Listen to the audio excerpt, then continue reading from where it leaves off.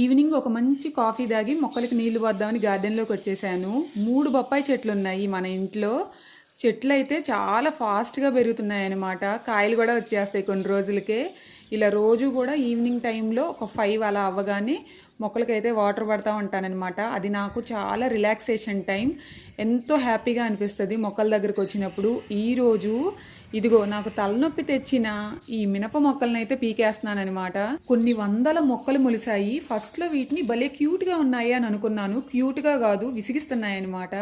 పక్క మొక్కల్ని కూడా పెరగనివ్వట్లేదు. అందుకని చెప్పి మొక్కలైతే మొత్తం పీకేస్తున్నాను. అలానే మీరు నా ప్రీవియస్ వీడియోస్ చూసింటే తెలుస్తుంది. ఈ మినుముల వల్లే గార్డెన్ అంతా బూజు పట్టేసింది. అందుకని చెప్పి వీటి మీద కోపం వచ్చేసింది అనమాట. సో మొక్కలన్నీ పీకేస్తున్నాను. అలానే గార్డెన్లో చామంతి పూలు కూడా ఈ మధ్య అయితే అసలు పూయడం లేదు. కొత్తగా బంతి మొక్కలు కూడా పెట్టాము. పూలైతే చాలా బాగా పూస్తున్నాయి. మళ్ళీ కలుద్దాం నెక్స్ట్ వీడియోలో. బాయ్.